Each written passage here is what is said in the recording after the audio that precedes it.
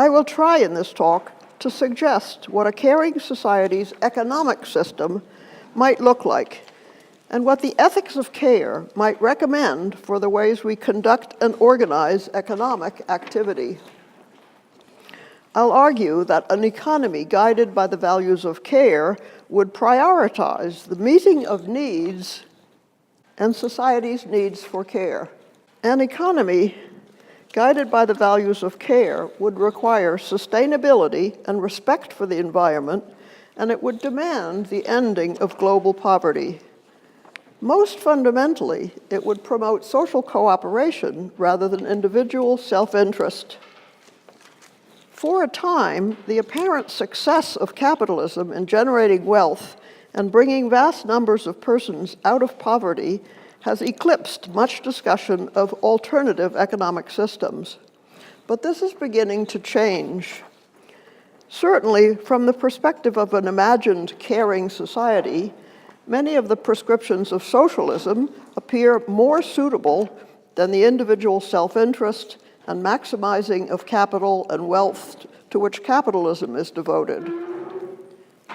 But socialism has been built on a distorting distinction between production and reproduction that fails to understand the transformative potential and moral values of care and its practices. And socialism has not understood, much better than capitalism, the values and implications of care and care work.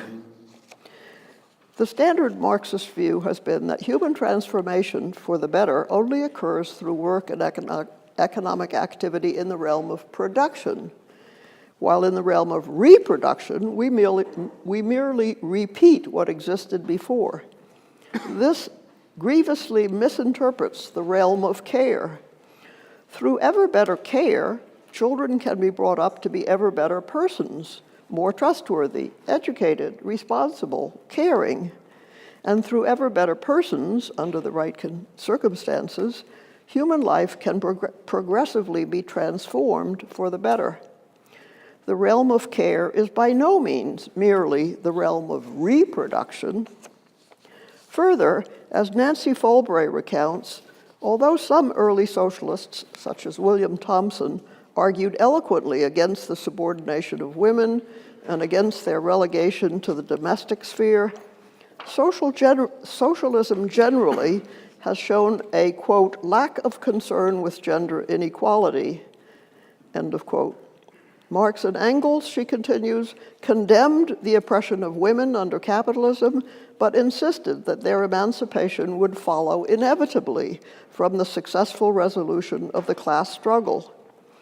In their efforts to make socialism scientific and to show the inevitable problems of capitalism, gender was overlooked, and scientific socialism defined class interests largely in terms of the interests of working-class men. Childbearing and child-rearing and domestic labor, Folbray continues, were relegated to the non-economic world of nature and instinct. The Marxian tradition, then, in Folbray's words, was unsympathetic to feminist concerns. Gender inequality was deemed irrelevant to the scientific laws of motion of capitalism. As Helen Longino describes this view, Marx and Engels, like the classical and neoclassical economists, both reasoned under the influence of sexism and perpetuated it by treating the works socially assigned to women as trivial and beneath serious notice. Although these accounts are of the Marxian tradition, one can add that these attitudes were apparent for many decades and in many countries in the primary interests of most labor unions and political parties influenced by the Marxian tradition, as well as in the discipline of economics. Changes are surely occurring, but they are not clearly better in countries with socialist economies than in those with capitalist ones. We need thinking based on feminist understandings and goals. Clearly, however, feminists must learn from the experiences of capitalism and socialism. Feminist economists have for some time now questioned our economic arrangements and the field of economics that is supposed to help us understand and evaluate them. Feminist economists understand that care work should not be invisible to economics, as it has been, and some go well beyond this. In an excellent collection of essays that became a classic called Beyond Economic Man, Feminist Theory and Economics, a variety of authors offered a range of critiques of economics, economists, and economies. In their introduction, the editors questioned the gender bias in all of them. Looking at economics as a field of inquiry, Marianne Ferber and Julie Nelson note that, quote, women and families remain largely absent from many general discussions of economic matters. Still, the unit of analysis in economics, they write, is the individual. Individuals are seen to group together to form organizations, but families have been invisible along with what goes on in them. Housework and the enormous amount of care work that goes into developing future consumers and producers have been overlooked.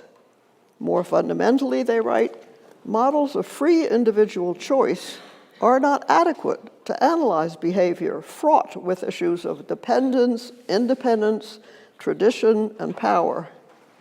They argue that the discipline of economics should not be concerned merely with goods and services traded in the market, but with all necessities and conveniences to sustain and improve life. Diana Strassman wrote about how difficult it is to change the field. Because mainstream economics has been built around core ideas of self-interested individualism and contractual exchange, views that challenge these assumptions can be dismissed as not economics. Only those who adhere to foundational metaphors, she wrote, are allowed to participate in the conversations of the mainstream.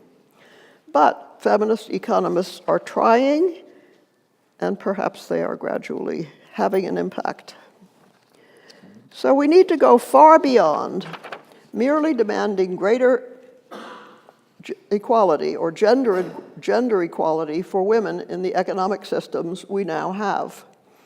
Of course it's important that women and gender and racial minorities be considered fairly for employment and promotion within existing corporations and institutions.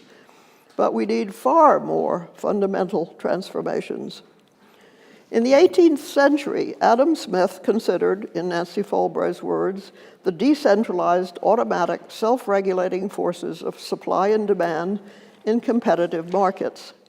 Smith argued that through such mechanisms, individuals all pursuing their own interests would yield what was best for all.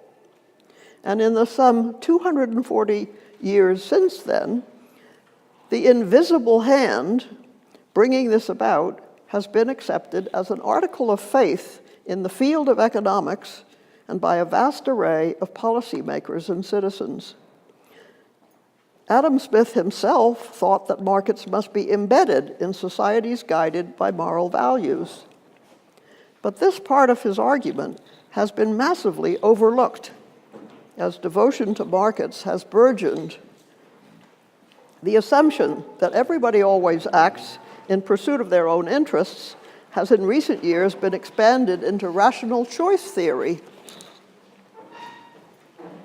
and applied not only to economic choices, but to all choices everywhere. It has even been assumed by countless moral and political theorists writing in the social contract tradition. But this is obviously not a satisfactory way to interpret what is going on in many or most contexts of care. Now, perhaps we can reverse the argument and see that instead of trying to apply the values of the marketplace to contexts of care, perhaps the values of care should be applied to the economic contexts of markets. Nancy Folbray has written a book called The Invisible Heart, contrasting it with the invisible hand that has been so excessively influential. The invisible heart is about care for others, she writes. Providing care is not something economists or business people have taken seriously. She shows why we must take it seriously and how we need far greater support for care work. Julie Nelson has written a book called Economics for Humans. She examines the pervasive belief that money, profits, markets, and corporations are parts of an economic machine that operates in an automatic fashion, following inexorable and amoral laws. Ethical questions are thought to be irrelevant. Since machines are incapable of morality, thinking about economies as machines puts commerce firmly outside the ethical realm, she writes. Her book is an extended and persuasive challenge to this view. She asks us to think of the economy as a beating heart instead of as a machine. This metaphor would allow us to see the economy in terms of necessary bodily provisioning, and also in terms of care, respect, and moral life. The image of the economy as a beating heart, she writes, points us toward action regarding the heartaches of poverty, hunger, injustice, empty consumerism, and ecological destruction. With no machine to do the job of alleviating these for us, it's our job to see that economies become vital, caring, and responsible. One of the most scathing recent critiques of the field of economics is by the economist Kate Raworth, whose important recent book also challenges the dominant assumption of the economy as a machine. She shows how disastrous are the consequences for society and for the environment of the economic activity and arrangements we've been taking for granted, and how distorted the field of economics has been, beguiled by its mathematical models and calculations with their impressive advantages, but also gross deficiencies. As Raworth explains, after political economy was split into political philosophy and economic science in the late 19th century, the only purpose of an economy that anyone talked about was growth. But economists, she argues, need to learn to talk about the values and goals of economic activity and to put humanity back at the heart of economic thought. We could, she suggests, choose human welfare rather than wealth accumulation as our goal. And we could create economies that serve moral purposes.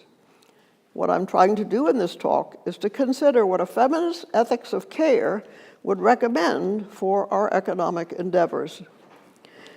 Big picture thinkers, Raworth notes, have offered alternative visions, but they have been dismissed by the field of economics.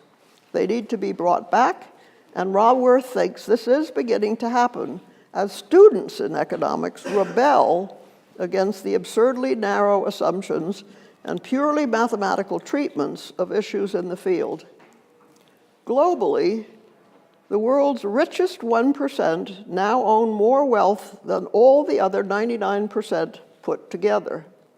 Climate change threatens an intensity of floods, droughts, storms, and sea level rise that humanity has never before witnessed. Dissatisfied students are objecting to the disconnect between economic theory and such major problems, and asking that attention be paid to the goals and values of economic activity.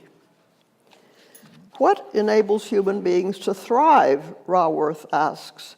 Her answer is a world in which every person can lead their life with dignity, opportunity, and community, and we can all do so within the means of our life-giving planet.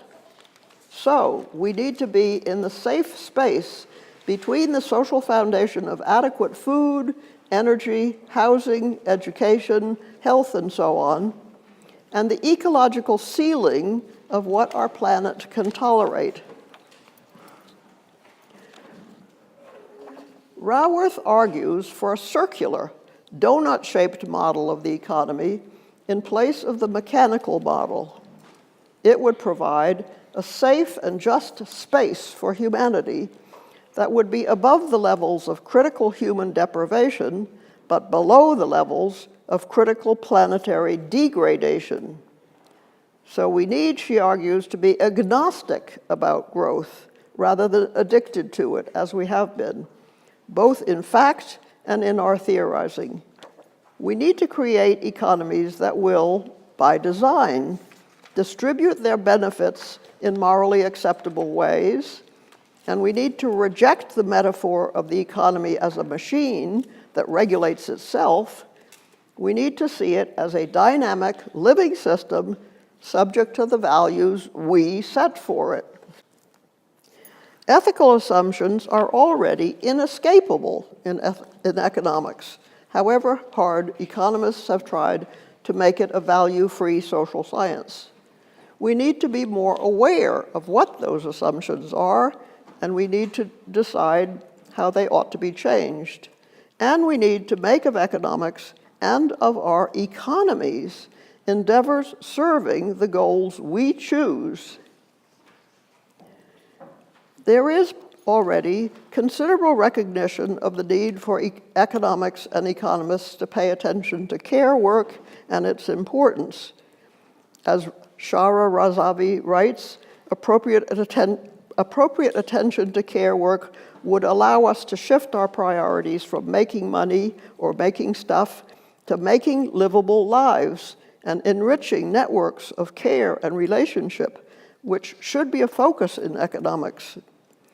Feminist economists thus consider the values and purposes of economic activity. But economics as a field is still largely descriptive rather than prescriptive. Behavioral economics has developed to challenge rational choice assumptions, but it too is descriptive, focused on how people do behave rather than on how they should. What we also need are the kind of normative recommendations that we have become accustomed to in political theory with its considerations of justice and rights.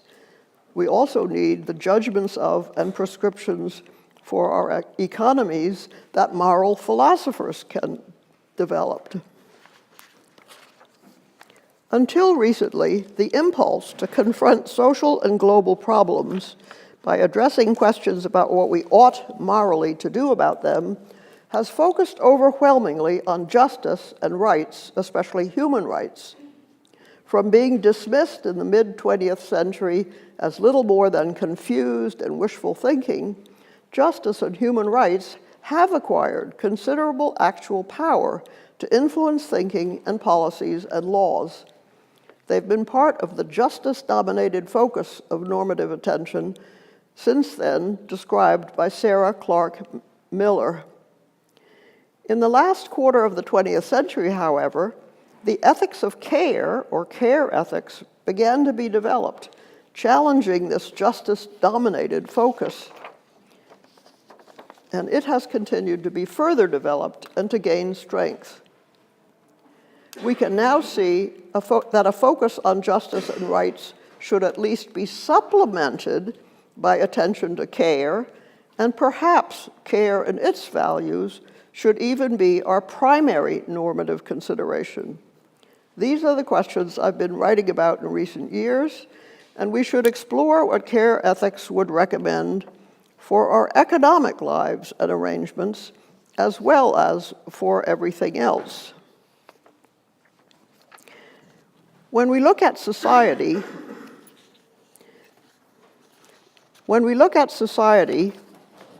from a feminist and care ethical perspective, it appears to be very different from the structure we're used to imagining in capitalist societies, with government enforcing a social contract so that all can pursue their economic and other interests.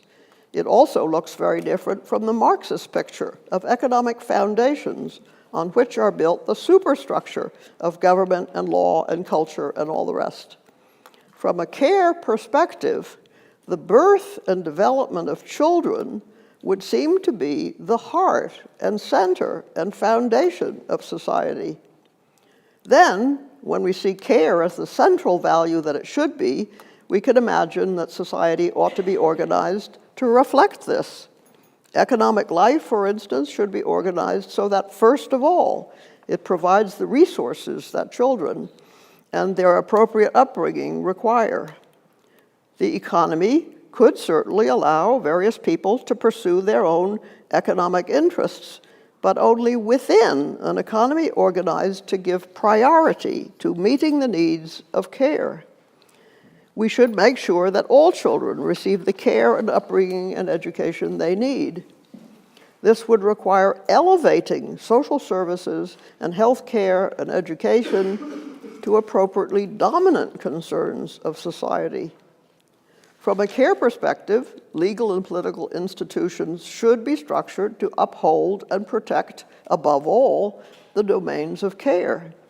Some political institutions and various laws may well be asked to be justified on the basis of an imagined social contract between self-interested and relatively self-sufficient adults, but only after persons understood as interrelated and cooperative have formed a society committed to providing the child care and education and health care and social services needed.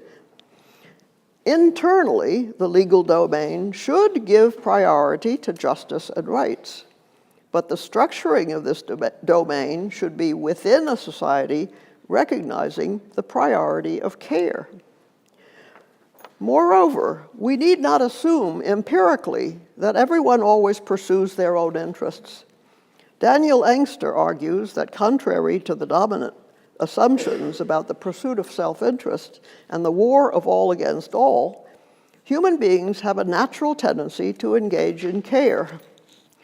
Drawing on research in evolutionary theory, neurobiology, ethology, and developmental psychology, he argues that human beings have an innate disposition to care for others. Yes, our natural caring inclinations tend to be parochial, directed toward our own kin and group members, but they can be expanded. These natural caring inclinations can be extended, and it is the task of morality and politics to bring this about. Under the right conditions, then, our natural tendencies to care could be promoted and expanded so that we're progressing towards societies in which all who need care receive it in ways that are effective and fair. Certainly, a war of all against all that is channeled into economic battlegrounds, is better than one fought with weapons leading to violence and death. But it's still far from the kind of society to which we ought to aim. We could strive to bring about a caring society.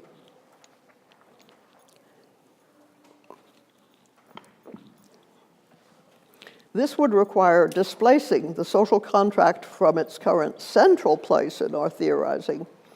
The ways we conceptualize society have been dominated by the assumptions of social contract thinking about individuals acting on the basis of self-interest and entering into contracts. When we start reconceptualizing society from a contrasting perspective of care, we can see it very differently and imagine very different efforts at improvement. When we see the ethics of care as a comprehensive morality, we can question the ubiquity with which the social contract and its assumptions and ways of thinking have been applied, and the adulation with which it has been regarded. It has been seen as the foundation of conceptions of justice, and these have been seen as the moral concerns of society.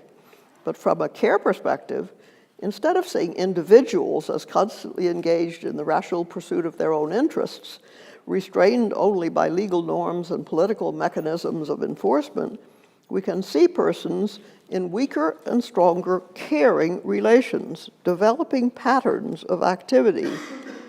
These patterns may be more caring and admirable or less so. We can question the standard views of society that see its political and legal institutions as necessarily predominant, or that see class conflict as determinative. We can recognize in a new and more effective way that society is far more than law and politics, and than economic competition, and that this should transform our theorizing.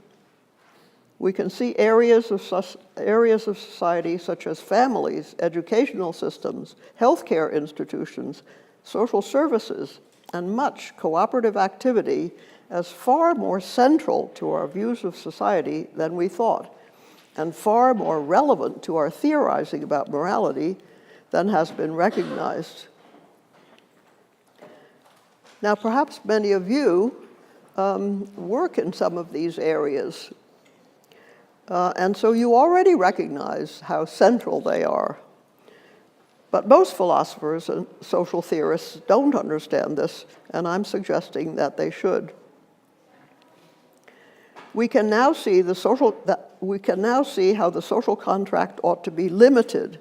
Instead of thinking of it as the foundation of the whole society and of our relations with others and other states, we can see it as a restricted basis for limited institutions. And instead of having its assumptions of individualism and choice based on self-interest completely dominate our moral and normative social theorizing, we should understand it as providing only a partial perspective. Seeing care as at the heart or foundation of or center of society may all be questionable metaphors, but quite possibly we cannot do without some such metaphors. That we're governed by law based on a social contract to which we hypothetically agreed is, we can easily recognize, an extremely influential metaphor. Surely we can explore alternatives. I now see care as the most fundamental value, even more fundamental than justice, which has received so much attention. A lot of human life can go on and has gone on with very little justice exemplified, especially toward women and the members of groups considered inferior. But without an adequate enactment of the values of care, life cannot go on because there would be no persons. None of us would have survived infancy without enormous amounts of care. The ethics of care is a whole new way of looking at moral issues, and it has deep implications for the social and political and economic and other theories that ought to be influenced by moral commitments. The ethics of care is only a few decades old, hardly anything in the long life of normative moral theories, but it provides a genuine alternative to the dominant theories of Aristotelian virtue ethics, Kantian moral theory, and utilitarianism. And it's the first really new normative moral theory since the 19th century's development of utilitarianism. It comes, first of all, from paying attention to the previously ignored activities of women and others as they engage, as so many do, for so much of their time in the work of care. It comes from paying attention to the experience of women and men, girls and boys, as they provide and receive care, and how they think and feel and reflect after the fact about the moral issues involved. And it suggests how once the issues and values surrounding care are adequately thought about, perhaps we should rethink the moral issues everywhere else. For care ethics, the primary values are those that characterize good practices of care, such as responding to needs with sensitivity, empathetic understanding, and effectiveness, building relations of trust and mutual concern, and taking responsibility as appropriate for seeing that needs for care are met. These are very different moral considerations from those that have dominated discussion since philosophy turned its attention to actual problems and focused overwhelmingly on justice to address them. In contrast with the values associated with justice and rights, those values such as fairness, impartiality, equality, which can be seen to be especially relevant to legal and political contexts, the ethics of care emphasizes the values of responsiveness to need, sensitivity, empathy, and trust. These are seen to be central not only to the more personal contexts of family and friendship, but to segments of society that have had much less influence in the development of moral theory. Segments such as the education system, the healthcare and welfare practices, and in the civil society so necessary for political institutions to function. And the insights of the ethics of care are of fundamental and transformative importance to the development of comprehensive moral approaches and to questions concerning the global issues surrounding the legal and political and economic structures of established nation-states and their opponents. And we should think about their implications for all economic activity. Actual care practices are often highly unsatisfactory and are embedded in morally indefensible gender and racial hierarchies that permeate existing social structures. It's still possible to discern the values incorporated into even existing practices of care and to understand how existing practices ought to be improved. We can develop more and more satisfactory appreciations of how care ought to be provided and received. We can distinguish actual care and good care and delineate the characteristics of good care practices. The ethics of care understands persons as relational rather than as the self-sufficient individuals of traditional moral approaches, which are in many ways generalizations to the level of moral theory of views developed for the more legal and political and economic contexts of democratic capitalist states. Care ethics values caring relations between persons, not only within families, but in wider and wider contexts. Such relations will be stronger, of course, in personal contexts than in broader ones, but even relations with distant strangers can be based on non-indifference. Persons can and ought to understand others with sensitivity and respond to their needs and aspirations. The understanding of care and its values must be developed as much from the point of view of the recipient of care as from the point of view of the provider. This enables good care to avoid being paternalistic or domineering. Good care must provide care respectfully, and providers of good care learn how to do this.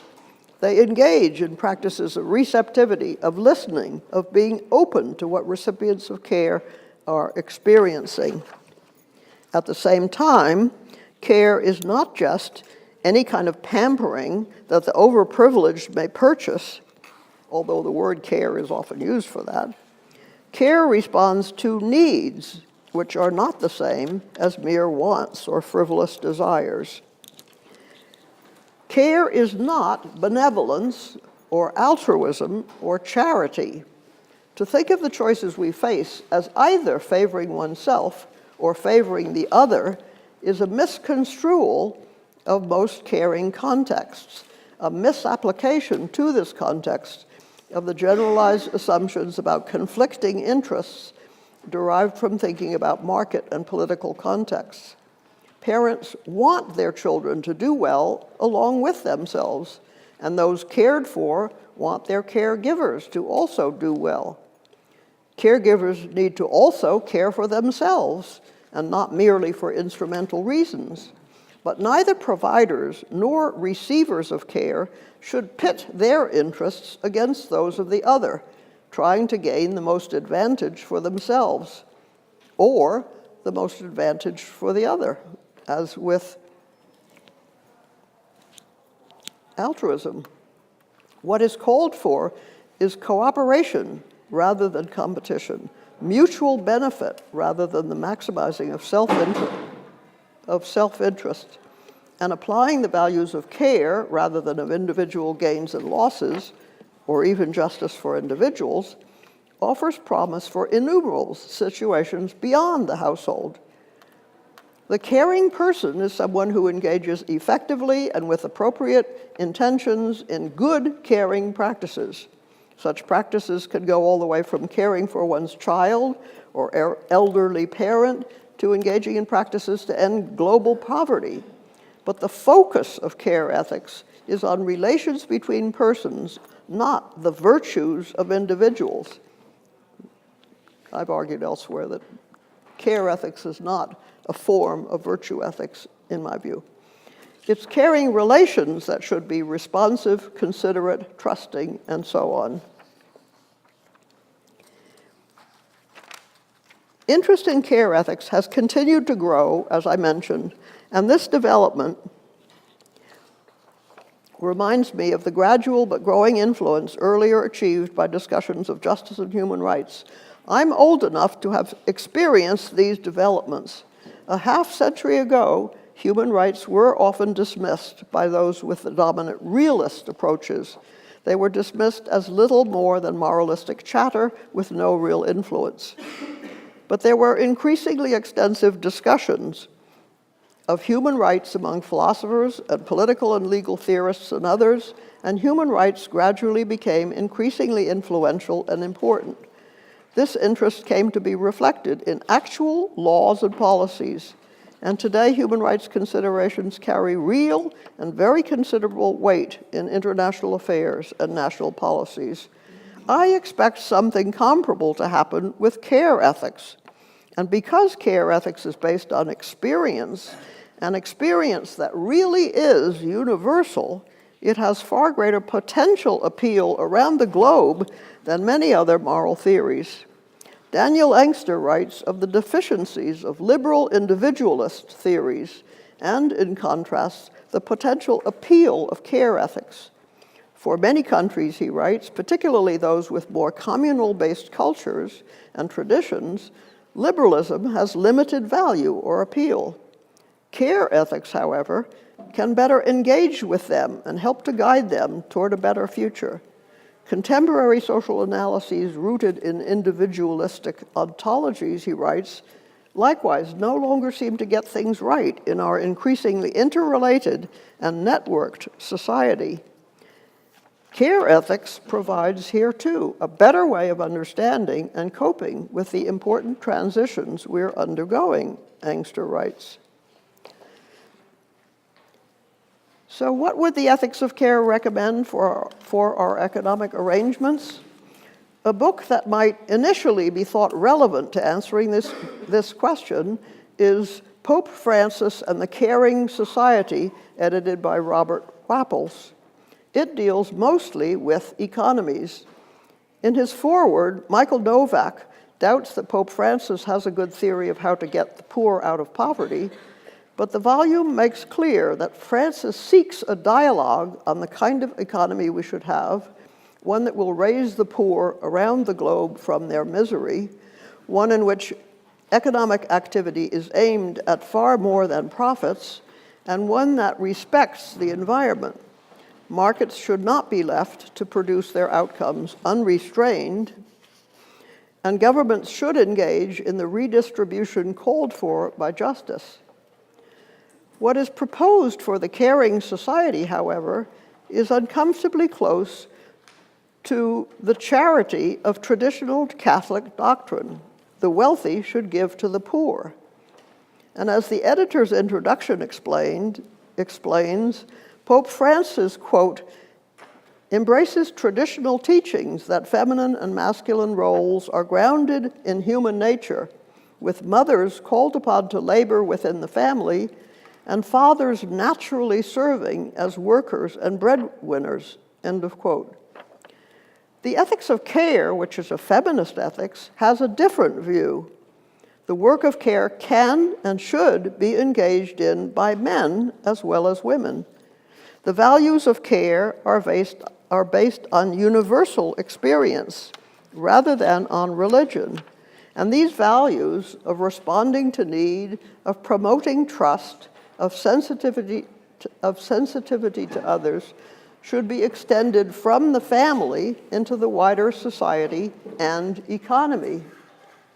Care is not charity, but the building of mutually caring relationships that are mutually beneficial.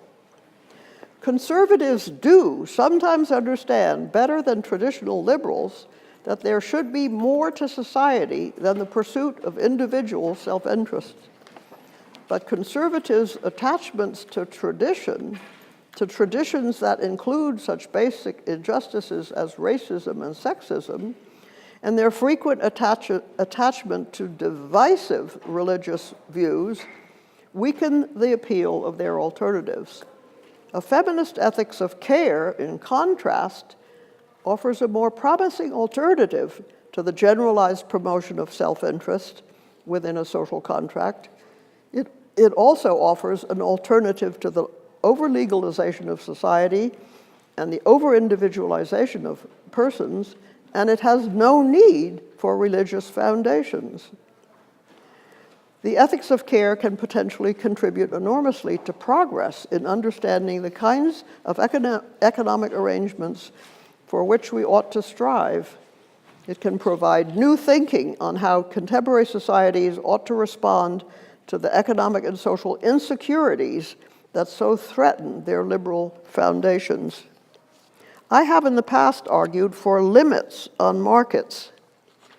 The issues I've tried to highlight are the goals and norms guiding the human activity of work, especially care work. It is certainly progress that much care work is now paid work rather than being the unpaid burden of women in the household. But the norms of the market, giving priority to economic gain or profit maximization, are not the appropriate norms for care work. So the pulling of more and more care into the market is thus a questionable development of recent trends. While the traditional exploitation of women through completely unpaid care work may be worse, market priorities are not the appropriate ones by which care work should be practiced. Julie Nelson argues against a separate spheres approach. She does not reject markets or profits, including for care work. She maintains that normal profit-making corporations are not required, either by law or by economic competition, to maximize profits, putting the search for profit above all other objectives. Corporations, she argues, can have various goals and can well pursue moral aims. She notes that nonprofit organizations can also be irresponsible. So our goal, in her view, should be for all economic activity to be morally acceptable, not for us to oppose profit-making as such. Care and business, she argued, need to be brought together. I can agree up to a point. If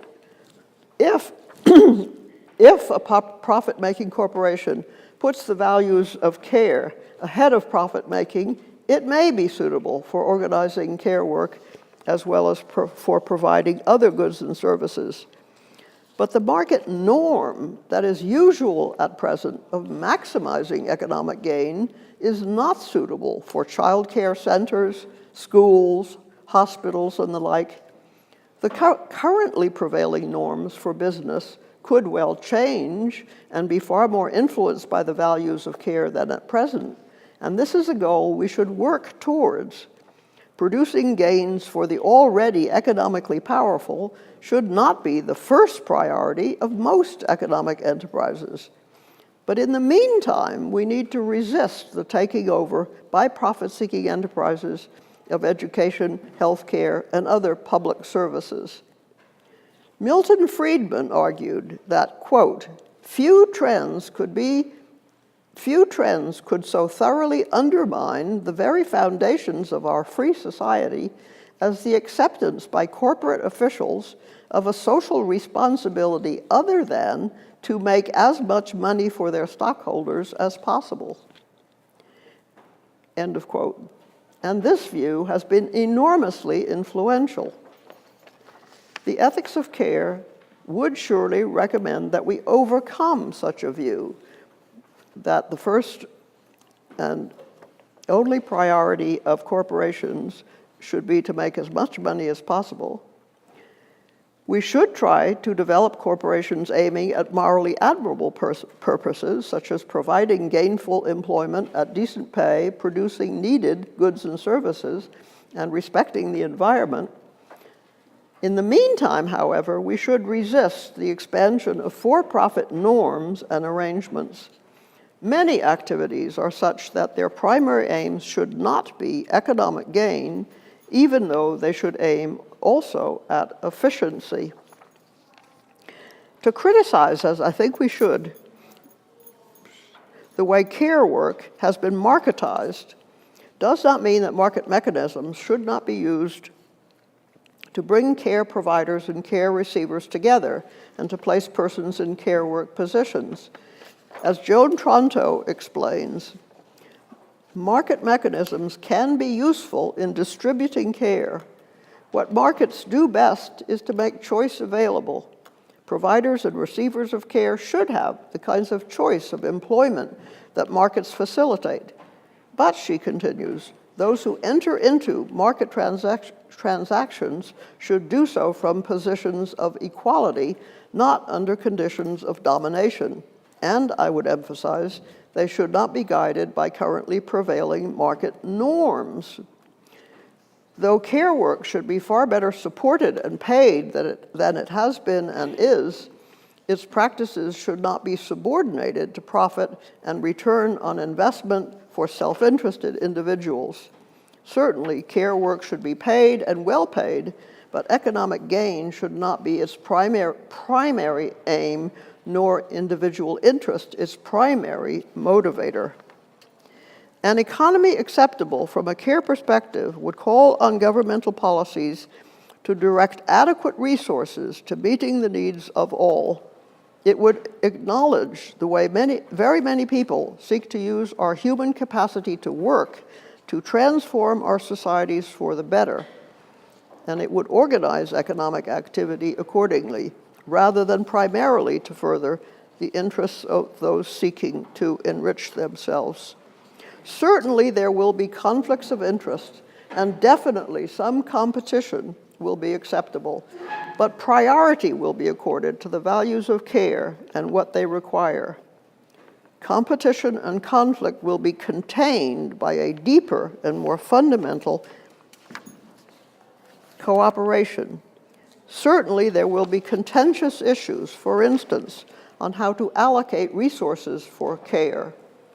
But, as Ruth Grunhout has shown, the ethics of care is the best approach with which to resolve such issues.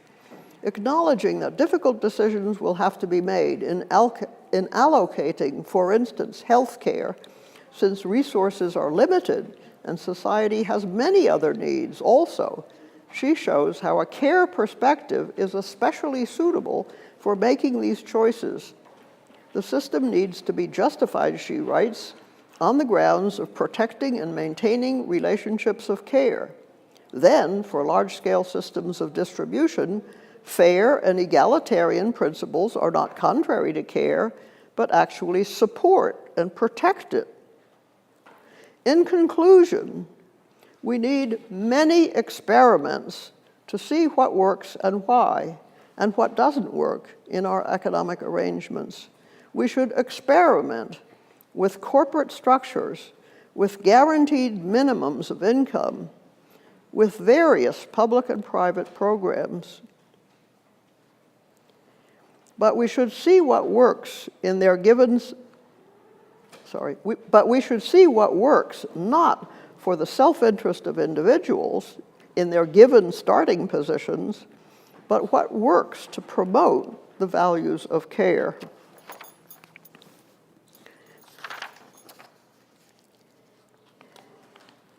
Care offers a focus on taking responsibility for what needs to be done, rather than on holding people responsible for purposes of blame or punishment. It fosters the building of empathetic understanding and trust, and it shows the ways forward. It aspires to bring about a caring global society where needs are effectively met. Among its most important concerns will be the ending of global poverty and assuring a livable environment. Care ethics is based on experience, an experience that really is universal, not on divisive traditions or cultures. Persons in every culture care for others, and every single person everywhere has been cared for, at least as a child, or they would not have survived. All persons can reflect on the values involved in care, and everyone can understand their importance. We're just beginning to explore the various implications of care ethics, but these initial forays, I believe, are highly promising. Thank you very much.